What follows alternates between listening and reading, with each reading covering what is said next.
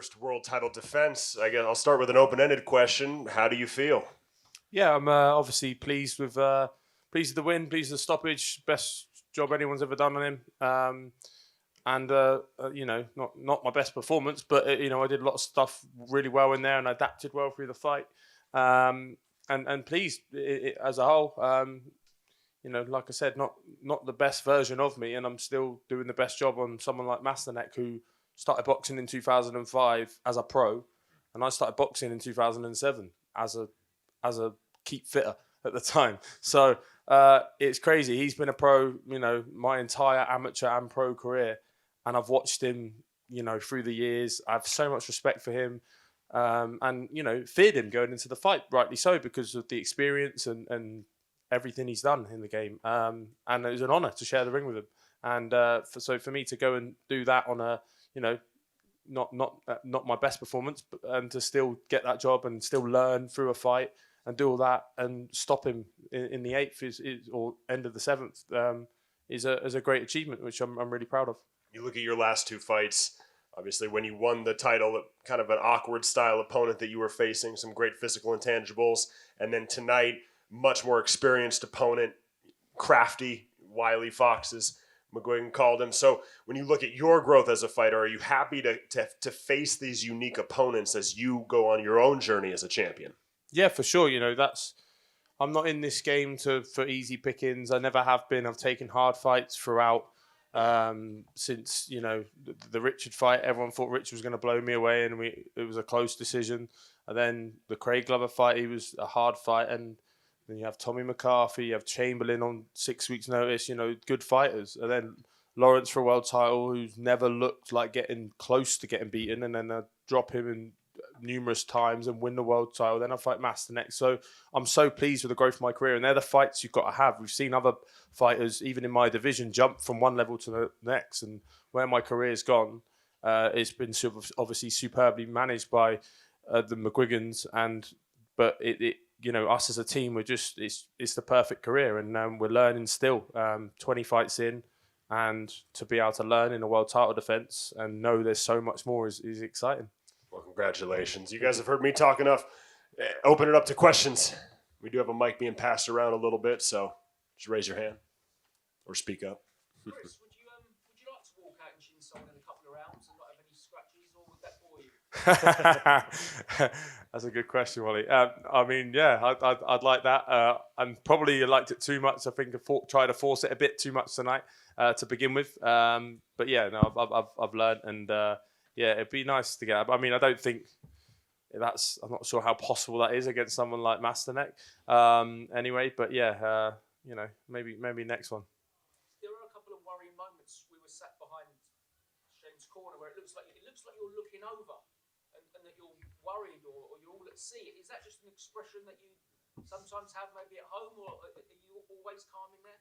No, I felt really calm in there. I felt really calm and controlled in there, and the punches weren't doing any damage to me in terms of I wasn't buzzed or anything like that.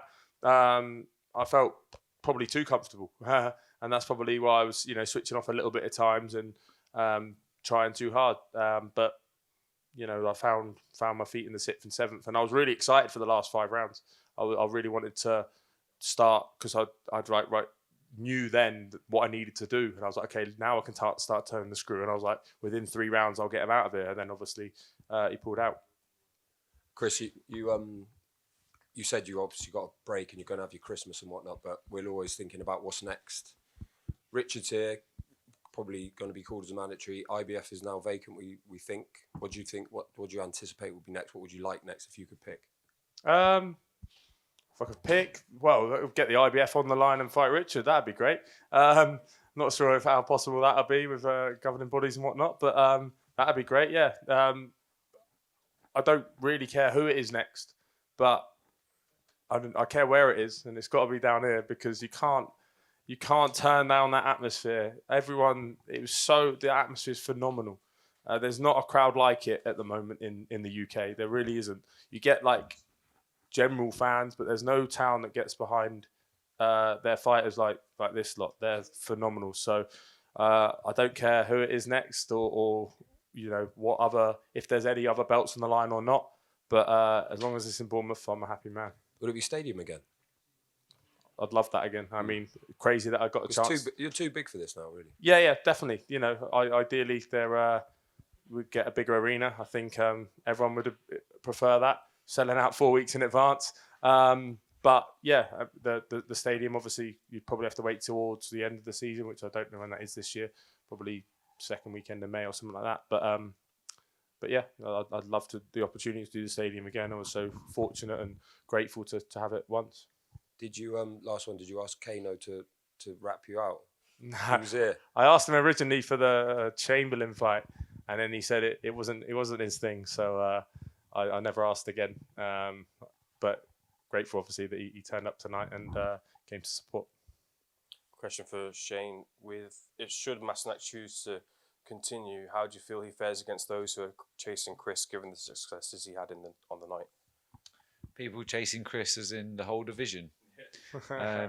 Well, I don't know how much he's got left. You know, when a fighter of his toughness and ilk decides to pack it in after 7 or 8 rounds, it's, you know, that one of his biggest attributes was his toughness and his ability to stay consistent throughout the round. So, yeah, I think some fighters have a great career, and then there's one fight that takes all their soul, as it were. So it's a bit of a mad saying, but I think that fight there just shows you that, you know, I don't think he'll ever be the same after that. And also quickly, I want to just say a big thank you to Ben Shalom and Boxer for putting their faith into this man, because, you know, we've been banging the drum, us as a team and a management, for years, trying to get a showcase and a headline come down here, and also Skysports to be able to put the faith in him. So thank you, Ben, and thank you, Absolutely. Sky. Chris, how proud are you to be part of what's one of the most memorable sporting weekends in Bournemouth after what happened yesterday as well? Yeah, up the cherries. Unbelievable yesterday. Obviously, 3-0 win against away at Old Trafford. Not many teams get to boast that. I then felt the pressure a little bit to top off the weekend, and you know, go into this week as a happy town. So seen a couple of the players earlier, not to talk to, just in the crowd. So grateful for them for coming, and yeah, I'm honoured to be part of this town and what's going on in it at the moment from a sporting perspective. The last 10 years in the football, you know, or probably beyond that, has been crazy. Obviously, a massive place in my heart for the club.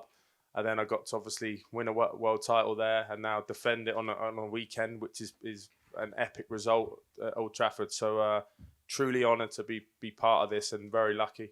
And as you said there now, how do you sum up 2023, given what happened in the summer and a defence tonight? You've obviously got a few weeks now to reflect. As you said there now, how do you sum up this past 12 months for you?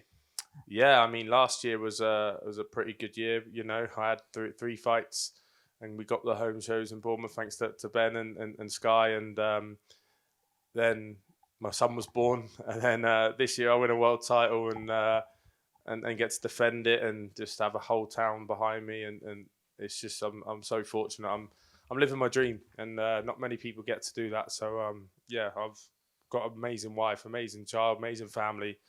I'm world champion, and yeah, it's still a bit of a pinch me situation in terms of I need to really be grateful for it, and I truly am.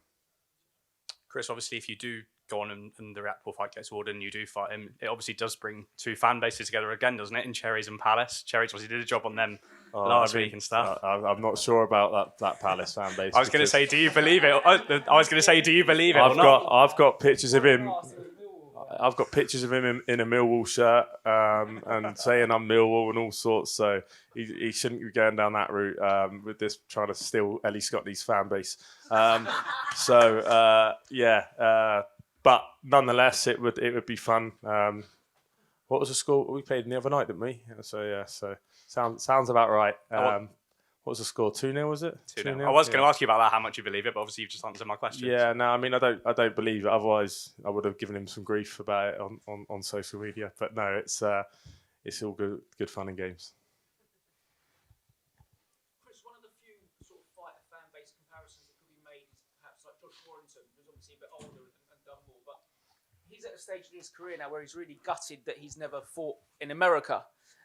You know, he feels like he's done his hometown enough. Do you ever feel like that might happen to you? It sounds like the minute like you never want to leave. I'm so lucky to have it. Like to fight, I've for years I wanted to have my have a fight down here, and then it's exceeded all expectations in terms of the fights I've had, the atmospheres they've created. Like I've always said, I got into the sport because of atmosphere. I was chanting my mate's name, a group of us chanting my mate's name. I was like, I'd love a bit of that. And I get my whole town behind me. It's just absolutely mental. And yeah, you know, I mean, I'd love to fight over there in America at some point, but I'll never ever feel like I've done this too much in this hometown. Yeah, I mean, Las Vegas to Las Vegas. Me and Shane, first time I ever saw Shane was actually at the Mayweather Canelo fight, September 2013, and Shane sort of gave me a wave. He obviously didn't know who I was because I wasn't anybody. But